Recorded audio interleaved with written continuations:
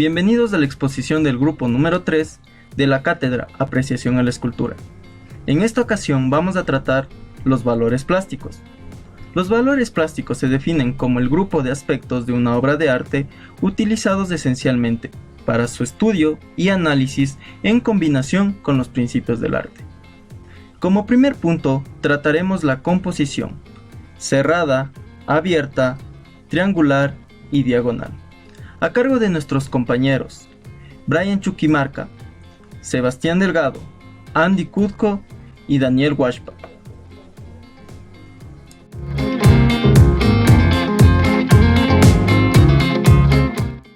Bueno, como primer punto tenemos lo que es la composición cerrada. Como sabemos, la composición la podemos relacionar con la presencia o la ausencia de movimiento dentro de una obra. Como composición cerrada entendemos que se ordena en función a un eje central, es decir, que los elementos se dirigen hacia el centro de la teoría del cuadrado, lo cual era muy conocido en el mundo medieval y renacentista. Como composición cerrada también entendemos que posee una geometría simple, es decir, que la podemos comparar con un prisma. Este puede ser un cubo, puede ser una esfera. Y otra característica de la composición cerrada es que se la realizaba de una manera recogida y compacta y con una manera de relieve también.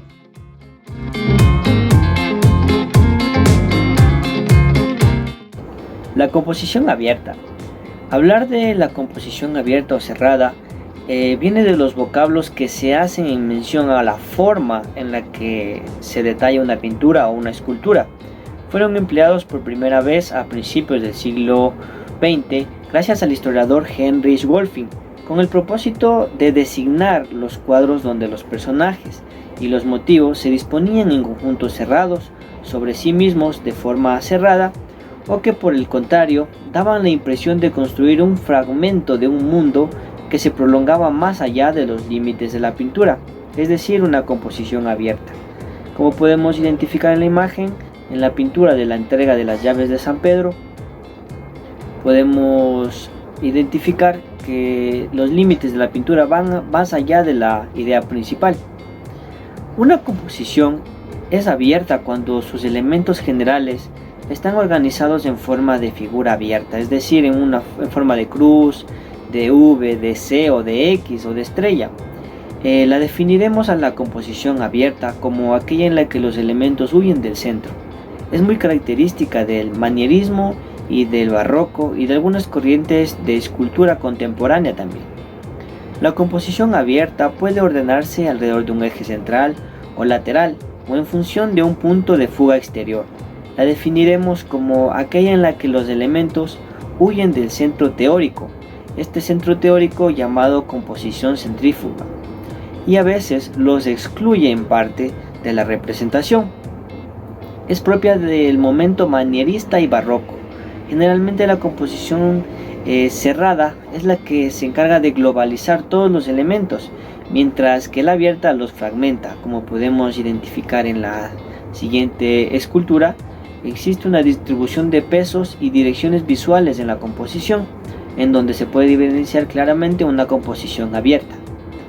Para diferenciar, podemos detallar que la composición cerrada acostumbra a ordenarse en función de un eje central. La podríamos definir como aquella en la que todos los elementos se dirigen hacia el centro teórico del cuadro o composición centrípeta, y normalmente incluye la totalidad de los elementos de la representación. Esta es propia del mundo medieval y renacentista, pero en cambio, hablando de la composición abierta, puede ordenarse alrededor de un eje central o lateral o en función de un punto de fuga exterior. Y esta la definimos ya que los elementos principales del cuadro, de la pintura o de la escultura huyen del centro teórico. Es así como se detalla y se caracteriza la composición abierta.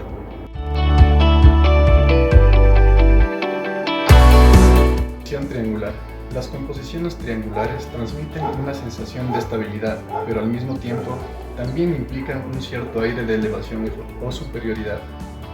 A diferencia de la composición circular, en este tipo de composiciones, los ojos del espectador son dirigidos hacia un punto en el que no hay retorno. debido a la fuerza de los ángulos. Una vez que los ojos alcanzan el punto focal, no son invitados a regresar o a moverse hacia otros puntos. En las composiciones triangulares se reemplaza el movimiento fluido de los ojos por un momento de impacto visual. La fuerza de las imágenes se concentra en un punto al que los ojos son dirigidos por medio de otros elementos.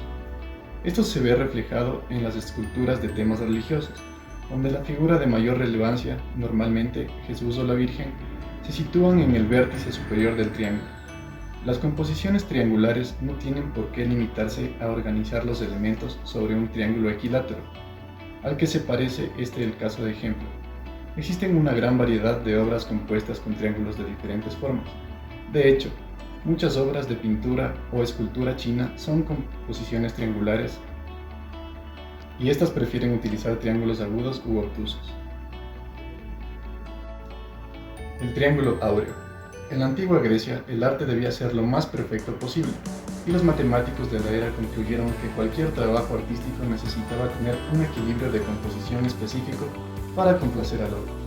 Esto llevó a los matemáticos a inventar el triángulo áureo o número áureo, en el cual los artistas dividían el lienzo en 6 fragmentos iguales, horizontal y verticalmente. Forma. La forma de un triángulo se hace de 2 líneas diagonales que están ancladas a una línea horizontal. En una pintura, fotografía o escultura, un triángulo guiará nuestro ojo a los 3 puntos separados del triángulo. La imagen o figura en el vértice del triángulo parecerá superior a otras imágenes. Si el triángulo está volteado, la figura del inferior parecerá menos importante. Una composición triangular puede ayudar a hacer las imágenes más coherentes y que se vean más dinámicas. La Mona Lisa. Al pintar retratos, muchos artistas famosos a lo largo de la historia establecieron una figura en un plano horizontal para crear composiciones triangulares tridimensionales. Este fue el caso de una de las pinturas más famosas del mundo, la Mona Lisa, de Leonardo da Vinci. En pintura, la Mona Lisa toma una cualidad tridimensional porque está coloreada en el centro de la composición. Está representada más amplia en la base, ocupando el plano frontal de la pintura, mientras que el fondo disminuye la profundidad, causando que ella asuma la forma de una pirámide.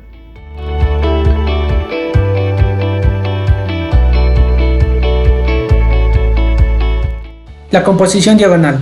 Esta composición divide la imagen u objeto mínimo en 2 triángulos. Si se fija el objeto en la o las líneas diagonales, se logra que la imagen sea más dinámica. Está comprobada que las líneas diagonales son mucho más interesantes que las líneas paralelas, sean horizontales o verticales, ya que dan la sensación de encerramiento. A la línea se considera un punto en movimiento que transmite emociones y sensaciones. La línea diagonal muestra inestabilidad e inseguridad con fuerte tensión visual, formando un triángulo. Existen 2 apreciaciones importantes. La primera, entre la diagonal que va desde la esquina inferior izquierda hacia la esquina superior derecha, la cual produce una tensión que se denomina armónica, porque relaciona las esquinas que poseen las tensiones que son más parecidas. La segunda, la diagonal que sube de la esquina inferior derecha hacia la esquina superior izquierda, se denomina como discordante porque relaciona las 2 zonas que poseen máximas tensiones. Por otra parte, según varios autores, definen a la diagonalidad como un desequilibrio, ya que conjuga una fuerte potencia del movimiento y una estabilidad nula. Así también existen varias operaciones. Según Donis, la dirección diagonal formada por un triángulo que se asocia con la provocación y la amenaza. La representación diagonal que forma un triángulo con ángulos agudos posee un aspecto combativo o agresivo. Finalmente, se analiza la profundidad como una composición diagonal que carece de volumen mientras más profundo sea. Muy bien, ahora analizaremos las proporciones y desproporciones, a cargo de nuestros compañeros Alexander Isa y Leonel Litardo.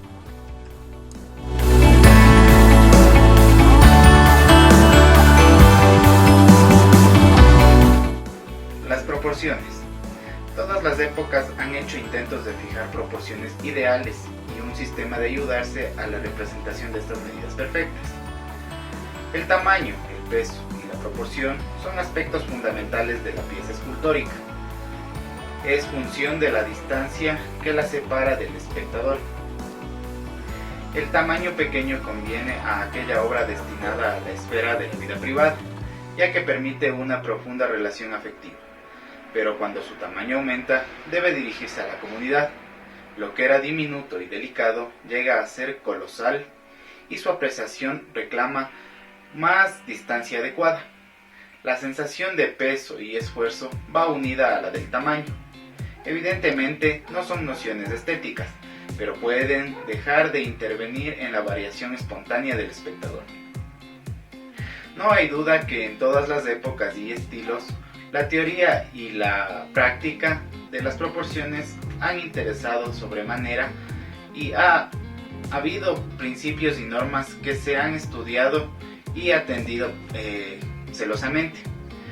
Pero la cuestión es compleja, pues frente a rigurosas observancias encontramos abundantes transgresiones y advertimos que son igualmente legítimas.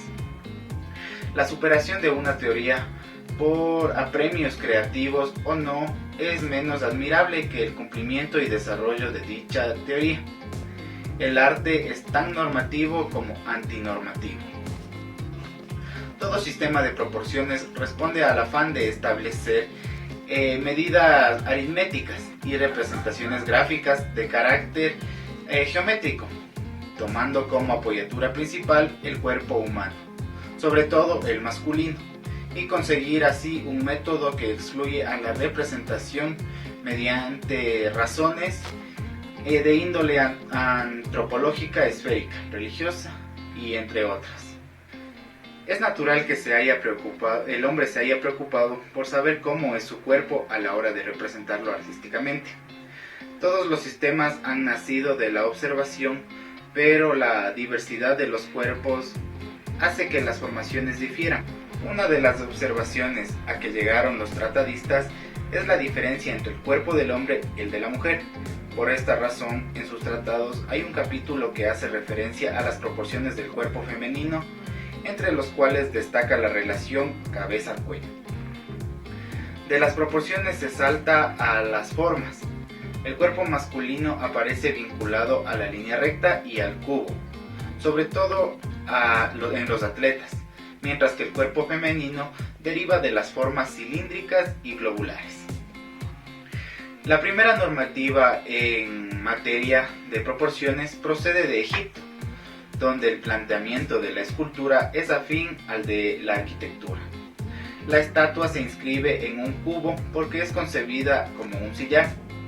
La cuadrícula permite fijar con toda precisión el módulo que es un cuadrado, pero para que se vea la incidencia del factor estético, en una época se divide el cuerpo humano en 18 cuadros y en otra época la dividen en 21 cuadros.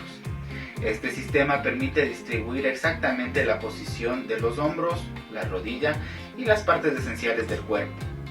Determina un cuerpo, pero este tipo de escultura determina un cuerpo rígido, que parece inmóvil.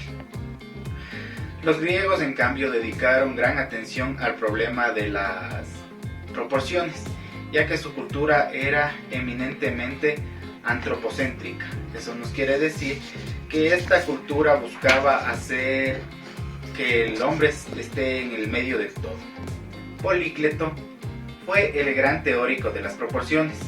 Sabemos que escribió un tratado que fundaba las proporciones del cuerpo humano en el principio de que las partes estaban en relación con el todo. El dedo, la cabeza y el pie mantienen una precisa relación con el todo corporal. Es la teoría de la armonía general, similar a la armonía que mantienen las órdenes arquitectónicas. No existe un módulo cuya multiplicación determine el conjunto, sino la simultaneidad de relaciones proporcionales. El rostro, considerado desde el mentón hasta el arranque del cabello, entra en un número determinado de veces en la altura del sujeto. También Lísipo se ocupó de llevar la escultura a la teoría de las proporciones. Su medida era más esbelta, pues el rostro entraba 7 veces en la altura del cuerpo. En el Renacimiento florecieron los tratados de las proporciones y se establecieron diversas tipologías. Se apoyaron en la teoría y las esculturas clásicas. Lo que se supo es que su resurgimiento de los conceptos de Polícleto y utilizara el pie como una unidad de medida. Leonardo da Vinci, como era científico, saca de su experiencia provechosas deducciones sobre la fisiología, el movimiento de los músculos, las flexiones y varias cosas más. Llega a la conclusión que existe una gran diversidad de tipologías debido a la edad y el sexo. En resumen, se puede decirse que la proporción es una constante de la historia del arte y por tanto de la escultura. Solo a la luz de lo que cada periodo intente expresar podrá medirse la oportunidad y acierto de la conducta artística.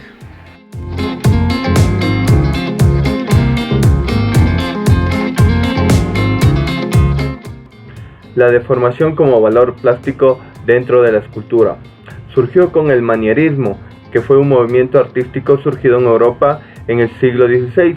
En su rechazo al ideal de la belleza del Renacimiento, alteraba intencionalmente las proporciones de las figuras, mostrando especial interés por las representaciones deformantes de los objetos y las composiciones desequilibradas en su búsqueda de la máxima expresividad y artificiosidad. La desproporción altera las proporciones reales del modelo que se representa y siempre produce una deformación del mismo, pero son muy pocos los casos en los que esta deformación es debida a un error del artista. En la mayoría de los casos es intencionada para lograr un determinado efecto expresivo. A veces la desproporción se aplica solo en un determinado elemento de la imagen para destacar algún aspecto de esto. La desproporción en la escultura no nació únicamente con el movimiento del manierismo. De hecho, en la prehistoria, las manifestaciones artísticas poseían un sentido mágico religioso en una sociedad cazadora, como era esta. Es lógico que abundasen las representaciones de animales que realizaban como ritual para proporcionar el éxito en la caza, pero también existen numerosas representaciones de la figura humana femenina, símbolo de la fertilidad.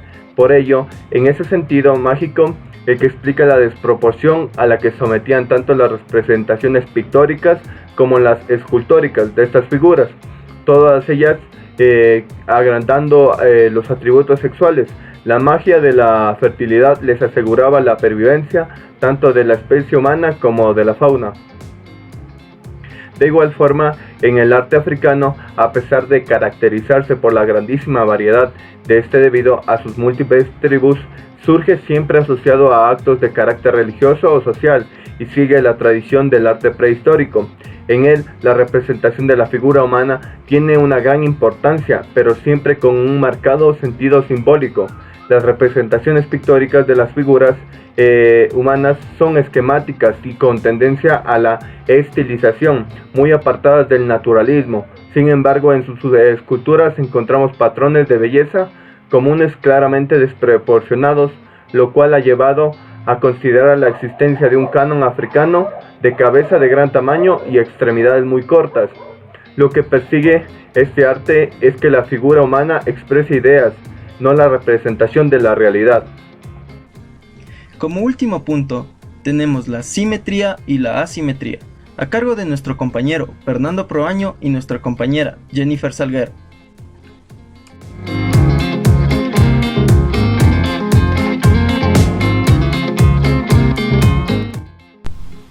Simetría. La simetría es una de las características que podemos observar en las composiciones visuales y plásticas. Básicamente es una relación entre las figuras según su ubicación en una imagen. Un posible concepto general que podemos nosotros darle a la simetría en una imagen es como una composición visual donde cada punto equidista una igual distancia respecto al elemento visual o de simetría. Podemos mencionar a la simetría axial. Esta es la composición visual donde cada punto equidista una igual distancia de un eje, ¿sí? Este caso en todas las imágenes de simetría axial tendríamos que poder identificar un eje o una línea recta. Como ejemplos de este tipo de simetría podemos observar a una cancha de fútbol de esculturas, como se observa en la imagen, de la naturaleza a una mariposa. Tenemos también, por otro lado, a la simetría central. Esta es una composición visual donde cada punto equidista a una igual distancia, pero ahora con respecto a un punto. En este caso, todas las imágenes de simetría central tendríamos que poder identificarlas a través de un punto o de un centro que tuviera sus alrededores la misma imagen pero de forma invertida. De tal manera que cada punto estuviera a igual distancia de su simétrico al otro lado del punto o centro. Aquí se observa un ejemplo de simetría central. Ahora podemos mencionar a la ley de frontalidad. El punto de vista frontal o frontalismo es la denominación del modo peculiar empleado por los antiguos egipcios en sus representaciones escultóricas de la figura humana. Esta ley se mantuvo constante en las esculturas de reyes y dioses durante unos 3000 años. Es una de las convenciones del arte del Antiguo Egipto, que consistió en esculpir la figura del faraón o los dioses para ser contemplados preferentemente de frente. Las figuras son muy simétricas, como si se hubieran esculpido respecto a un plano central vertical, siendo las dos partes muy semejantes. Aparentemente, esta forma de representación podría asociarse a la incapacidad o ingenuidad del escultor, pero en realidad existen razones simbólicas para comprender esta técnica escultórica. La ley de frontalidad se fundamenta en el principio de valorar el aspecto de estabilidad y firmeza del faraón y los dioses como seres inmutables y eternos. Un ejemplo es el que observamos en la imagen, en la cual se aprecia una escultura realizada por los egipcios. ¿Sí? Aquí se observa el ejemplo de esta ley de frontalidad.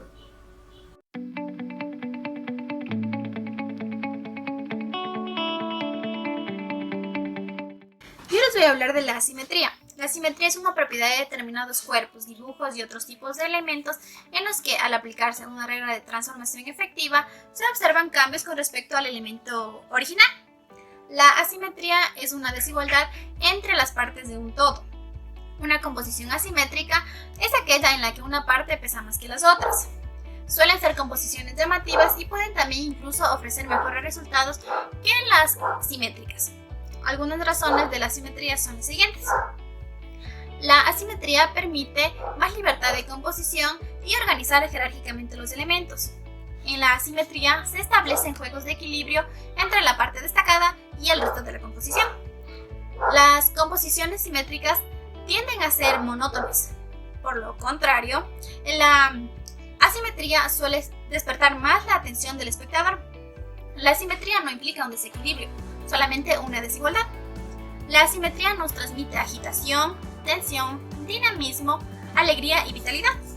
Existe asimetría cuando un diseño o cualquier composición, el peso visual se recarga en uno de sus lados. Esto puede ocasionar una sensación de caos, pero también significa la oportunidad de hacer una imagen con mayor rango de libertad creativa. A continuación, les voy a enumerar cada una de las características de la asimetría.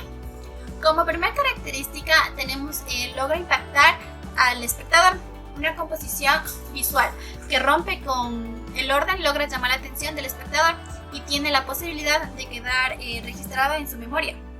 Segunda característica es el color llamativo. Los colores en la asimetría suelen ser contrastantes y no es extraño ver en logotipos y demás diseños paletas que poco tendrían relación, pero sin embargo logran llamar poderosamente la atención del cliente. Como tercera característica está el equilibrio visual complejo. Contrario a lo que se podría pensar, un diseño asimétrico tiene un equilibrio visual en el cual los colores, texturas y formas se combinan para impactar a los ojos. Como cuarta característica, espacios amplios. En un diseño asimétrico, la tendencia siempre ha sido el aprovechamiento del espacio mayor que en el diseño simétrico. Esto tiene que ver con el estilo minimalista, que en la asimetría juega también un importante papel. El espacio negativo y contraposición al espacio positivo es también la característica muy utilizada en un diseño asimétrico. Como quinta y última característica tenemos el juego de peso visual. El peso visual en uno de los lados y el otro en un diseño debe ser diferenciado si lo que se busca es la asimetría. Dependiendo de su forma, posición y espacio color, uno de los lados tenderá a predominar. Para equilibrar la imagen, será necesario que el otro lado logre combinarse estos mismos elementos para que la otra imagen pueda equilibrar la composición en su conjunto.